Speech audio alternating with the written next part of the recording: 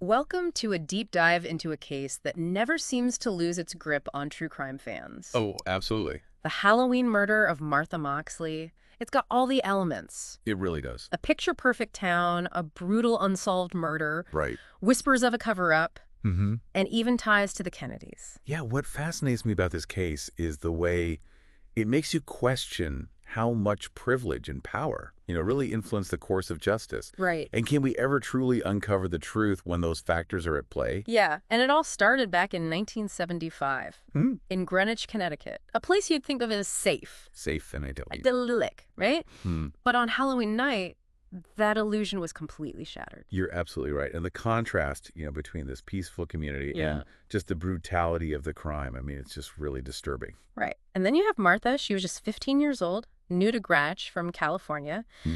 And everything we know about her paints a picture of just a typical teenager. New Mm. friends, school events, crushes, normal teenage stuff. And her diary entries are full of these everyday details, which makes the crime even more shocking.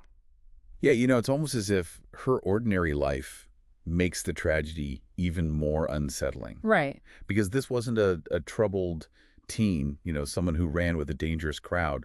This was a young girl who was just starting to find her place in a new town. Exactly. And some of the people that she was starting to connect with were the Skakel brothers, Michael and Thomas, who lived right next door, and their family, of course, Okay. had those close ties to the Kennedys, which adds a whole other dimension to this whole story. From the very beginning, Mhm. you can't escape it, that shadow of the Kennedy name looming large over the entire investigation. It just makes you wonder, how much did that connection influence how the case was handled, especially in those crucial early stages? Right, and I was struck by the fact that Martha's diary entries actually mentioned the Skakel brothers quite a bit. She seemed to be a little smitten with them, especially Michael. Yeah, it's such a heartbreaking detail. These glimpses into her teenage life, her innocent crushes, they just make the brutality of her death so much harder, I think, to process. So picture this. It's Mischief Night, October 30th, 1975. Martha's out with friends doing typical Halloween things. At some point, she ends up at the Skakel house. With Michael and Thomas and a few other teenagers, this seemingly ordinary evening would turn out to be her last. And that night just becomes the focal point of the whole investigation. Everything hinges on what happened at the Skakel house in those hours leading up to Martha's disappearance. Right around 9:30 p.m., Martha was seen walking home, but she never made it. The next morning, her body was found under a tree in her own backyard, and I have to say, the details of the crime scene are incredibly disturbing. Oh, yeah. She was beaten so badly with a golf club that it shattered, and a piece of it was even used to stab her. The level of violence, it's shocking, and it raises all sorts of questions. For any investigator, you start to think, what kind of rage or personal animosity would lead someone to inflict that much damage? This wasn't just silencing a witness. It was something, much more intense. And when that golf club was traced back to the Skakel family, well, you'd think that would be the end of the story, right? You would think so. Yeah.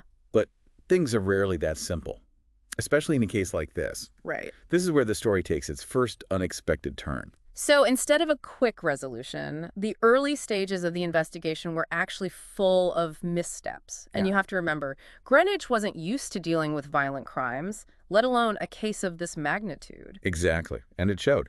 Critical leads weren't followed up on quickly enough. Evidence was mishandled. And of course, that question that just hangs over the whole case, did the Skakel family's wealth and influence, did that play a role in those early missteps? It's hard not to wonder, right, if those factors created an environment where certain things were overlooked, or perhaps even deliberately swept under the rug. It's a question that we're going to come back to again and again as we delve deeper into this case. But for now, let's fast forward a bit to the 1990s. The case had gone cold for years, but then it suddenly roared back into the spotlight. That resurgence wasn't just by chance, though. There were several things that kind of converged to put this case back on the front pages. Yeah. You had the rise of true crime as a genre, which really brought all this renewed attention to cold cases like this one.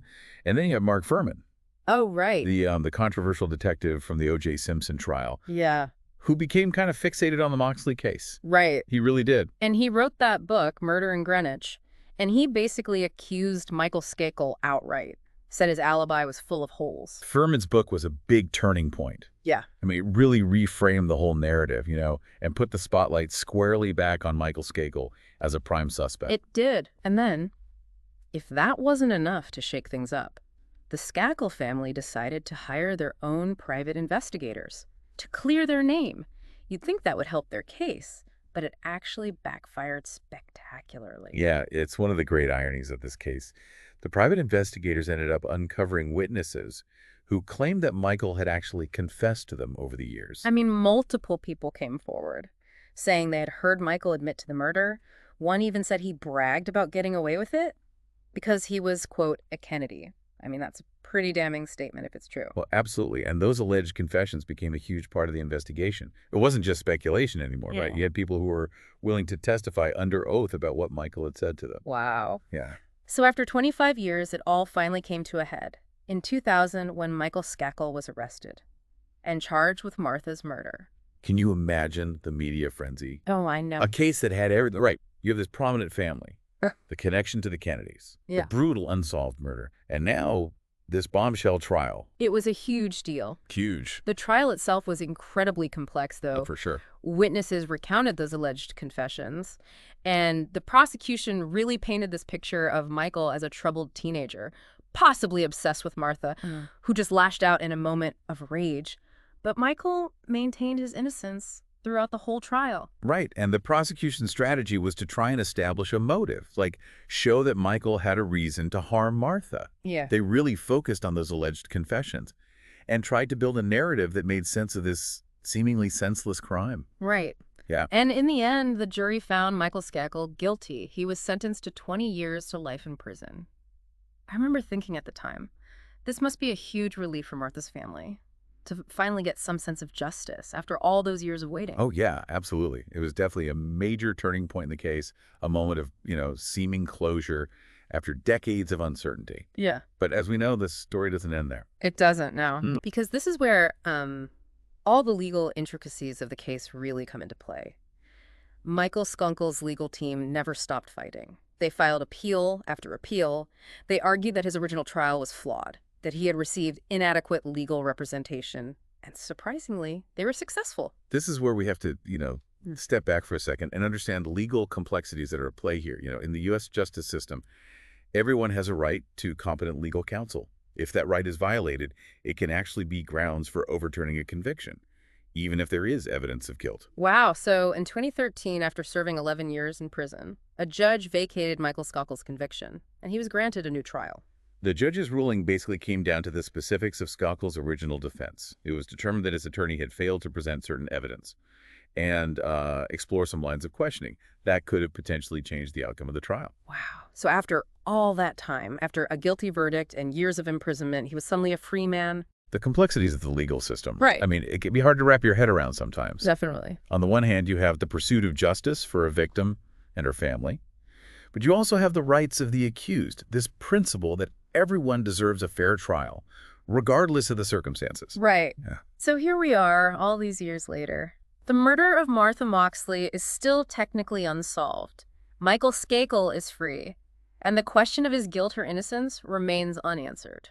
It's a situation that really leaves everyone involved in a kind of limbo. Yeah. There's no clear resolution, no satisfying answers, and it just raises these very uncomfortable questions about, the nature of justice itself. Oh. Yeah, it makes you think, How can a system that's designed to uphold justice leave so many questions unanswered? And what does it say about, our society when wealth and influence can cast such a long shadow over the truth? It's hard to shake the feeling that there's more to this story, that some crucial piece of the puzzle is still missing.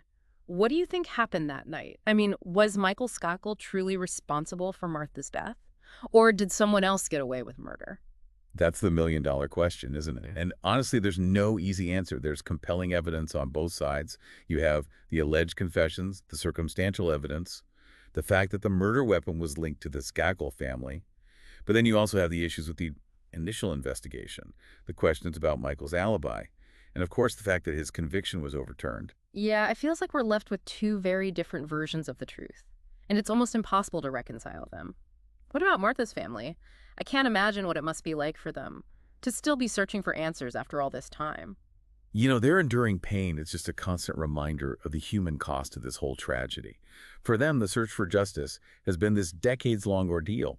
They thought they had found closure with that guilty verdict, only to have it ripped away years later. It's a reminder that sometimes, even with all the evidence, all the legal proceedings, true justice can remain elusive. Yeah, it's as if the shadow of doubt never fully lifts, and the wounds never completely heal. The Halloween murder of Martha Moxley is one of those cases that forces us to confront some uncomfortable realities about our society, you know? It asks us to consider how wealth and privilege can impact the justice system, whether those with power and influence are held to the same standards as everyone else. It's also a reminder that even in the most seemingly perfect places, darkness can lurk beneath the surface. And sometimes the truth is far more complicated and difficult to unravel than we'd like to believe. It's a case that's challenged our perceptions of guilt and innocence, justice, fairness. It's a reminder that even after years of investigation and legal battles, sometimes the full truth just remains elusive, and that's a tough pill to swallow. For those of you who are as captivated by this case as we are, I highly recommend checking out the full podcast episode of Shadowed Truths that we mentioned earlier. They go even deeper into the evidence, the theories, and the lingering questions surrounding Martha Moxley's murder. It's a really captivating exploration of a case that continues to fascinate and frustrate in equal measure. This deep dive into Martha Moxley case has been a journey, through this labyrinth of twists and turns and unanswered questions, and it's left us with a profound sense of unease. But that's often the nature of true crime, isn't it? It forces us to confront these darker aspects of human nature and the complexities of a system that doesn't always deliver the justice it promises. The story of Martha Moxley is one that will stay with us long after this deep dive is over. It's a story that reminds us that the search for truth is a continuous process, and that sometimes the most important answers are the ones we never fully find. Until next time, keep exploring, keep questioning, and never stop searching for the truth. No matter how elusive it may seem, it may